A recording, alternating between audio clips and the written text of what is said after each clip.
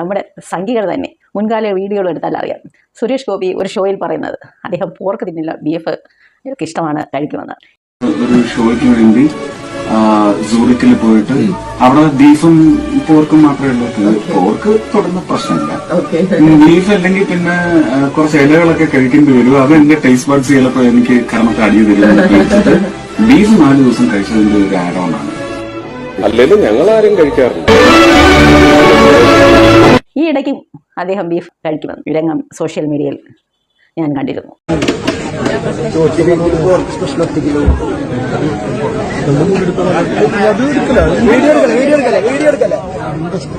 പിന്നെ നമ്മുടെ പുള്ളിയുടെ കാര്യം പറയേണ്ടതില്ലല്ലോ. ബീഫ് കഴിച്ചതിൽ കൂടെയാണ് അദ്ദേഹം വൈറലായത്. ഈ വസ്തുതകളെല്ലാം നിലനിൽക്കുമ്പോഴാണ് കേരള സ്റ്റോറി നമ്മുടെ കേരളത്തിലേക്ക് ഉന്തിത്തള്ളി സംഘപരിവാർ ഇട്ടത്. അത് ഇപ്പോൾ കൊണ്ടിടാൻ കാരണങ്ങൾ പലതാണ്. ഒരു തിരഞ്ഞെടുപ്പ് വരാൻ പോവുകയാണ്. വർഗീയത ചീറ്റിയെങ്കിലും 2 വോട്ട് അവർക്ക് കൈക്കലാക്കണ്ടേ. കാമാഖ്യ നാരായൺ സിംഗ്, താങ്കൾ ഈ പ്രതിപാദിച്ചിരിക്കുന്ന വിഷയം സത്യമാണെന്ന് താങ്കൾക്ക് തെളിയിക്കാൻ കഴിയുമോ? ഈ സംഭവം നടന്ന ഒരു പത്രവാർത്ത, ഒരു പെറ്റി കേസെങ്കിലും നിലനിൽക്കുന്നുണ്ടോ? ഈ സംഭവം നടന്നിരുന്നുവെങ്കിൽ നമ്മുടെ കേരളത്തിലെ സംഖ്യകൾ വെറുതെ ഇരിക്കുമെന്ന് നിങ്ങൾക്ക് ആർക്കെങ്കിലും തോന്നുന്നുണ്ടോ? ഇതിനിടയിൽ ഒരു ചേച്ചിയുടെ വീഡിയോ, അതിനേക്കാൾ എൻ്റെ കൂട്ടുകാരിയുടെ മകളുടെ അനുഭവമാണ് അത്രയും എന്നവർ കരഞ്ഞു തള്ളുകയാണ്.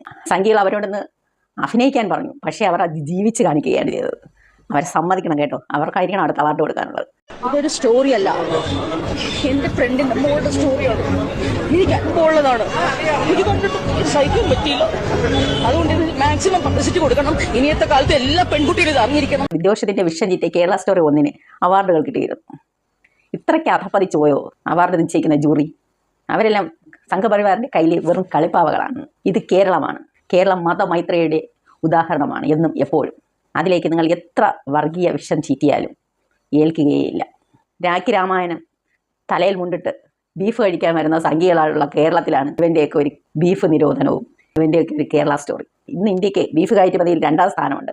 ബീഫ് കയറ്റുമതി 60% നടക്കുന്നത് നമ്മുടെ സന്യാസി ഭരിക്കുന്ന ഉത്തർപ്രദേശിൽ നിന്നാണ്. ബീഫ് കയറ്റുമതി നടത്തി ഇഷ്ടം പോലെ കാശ് പോക്കറ്റിലാക്കാം. പക്ഷേ ഇന്ത്യക്കാർക്ക് ബീഫ് കഴിക്കാൻ പാടില്ല. എങ്കിൽ സംഖ്യകൾക്ക് വല്ലാത്ത കൃമികടിയാണ്. ആദ്യം കേരളത്തിനെ കുറിച്ച് വ്യക്തമായിട്ട് അറിഞ്ഞിട്ട് കേരള സ്റ്റോറി എടുക്കണോ?